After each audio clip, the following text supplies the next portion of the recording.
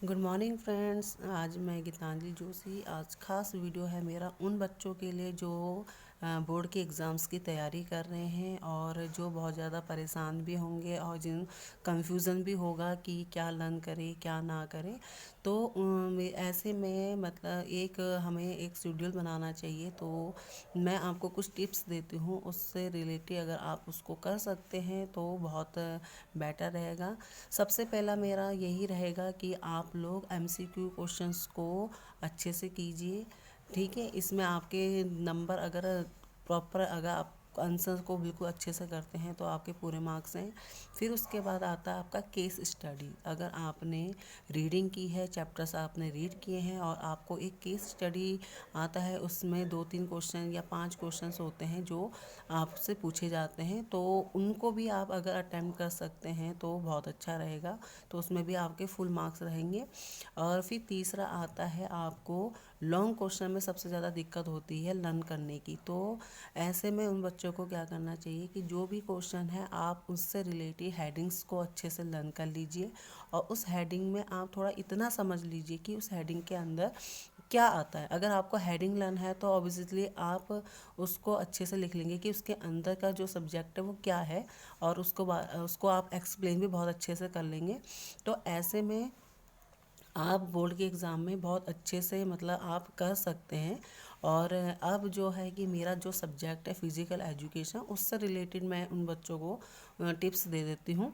तो उसमें सबसे पहले क्या है कि फ़िज़िकल एजुकेशन में आप एक पहला चैप्टर है आपका प्लानिंग का, जिसमें आपको टूर्नामेंट से रिलेटेड क्वेश्चंस होने चाहिए।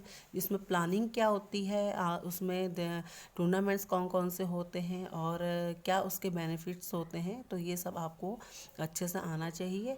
और जो उसमें आपको एक फिगर दिया जाता है बनाने के लिए कि आपको बाई और सीडिंग के साथ आप अपनी टीम को कैसे मतलब मैचेस के लिए आप आगे उसका जो शेड्यूल बनाएंगे, वो सब चीज़ें हो गया। और फिर उसके बाद आता है आपका सेकंड चैप्टर न्यूट्रिशन से रिलेटेड।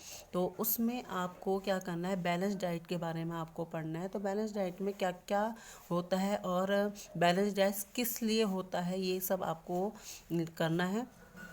तीसरा चैप्टर है आपका योगा का। अगर आप योगा से रिलेटेड क्वेश्चंस को अगर अच्छे से कर लेते हैं तो डेफिनेटली आपको फुल मार्क्स भी मिलेंगे और उसमें आपको इजी भी पड़ेगा लर्न करने के लिए, क्योंकि आपको सिर्फ क्या करना है कि आपको योगा के जो पोज हैं वो अच्छे से आपको आने चाहिए, जो कि बताए भी जाते हैं आप लोगों को, वो प्रैक्टिस भी कराई जाती है। अगर आप प्रैक्टिस के अकॉर्डिंग ही उसको डिफ़ाइन करते हैं तो आप इजी वे में आप उसको अच्छे से कर सकते हैं। बट आपको लर्न होना चाहिए उनके बेनिफिट्स और किस कंडीशन में उनको नहीं करना चाहिए, वो लर्न होना चाहिए।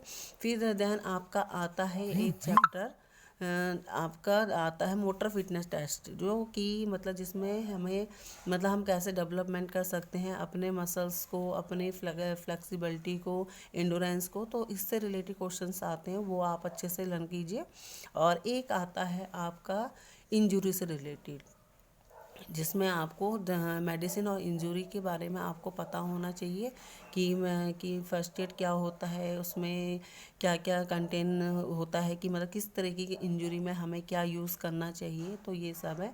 ये मैंने आपको 5-6 चैप्टर बताए हैं जो बहुत इम्पोर्टेंट हैं। और जो मतलब आपने देखा भी होगा कि जो पहले के जो सैम्पल पेपर्स हैं उसमें इनसे रिलेटेड बहुत सारे क्वेश्चंस किए गए पूछे गए हैं। तो आप भी उनकी अच्छे से तैयारी कीजिए। और इसी विशेष के साथ ताकि आपको गुड लक मेरी तरफ से कि आप अच्छे से तैयारी कीजिए। और जो भी अगर आपको कुछ प्रॉब्लम है फिज़िकल एजुकेशन के सब्जेक्ट को लेके या फिर कोई क्वेश्चंस को लेके, तो आप मुझे डेफिनेटली कमेंट करके पूछ सकते हैं। तो मैं आपको नेक्स्ट वीडियो में आपको बता दूंगी। अगर आपको मेरा ये वीडियो पसंद आता है तो प्लीज़ ज़रूर लाइक कीजिएगा, और कमेंट होता है तो कमेंट भी ज़रूर कीजिएगा ताकि मुझे पता चले कि ये मेरे वीडियो को किसने लाइक किया है। तो thank you guys, have a nice day.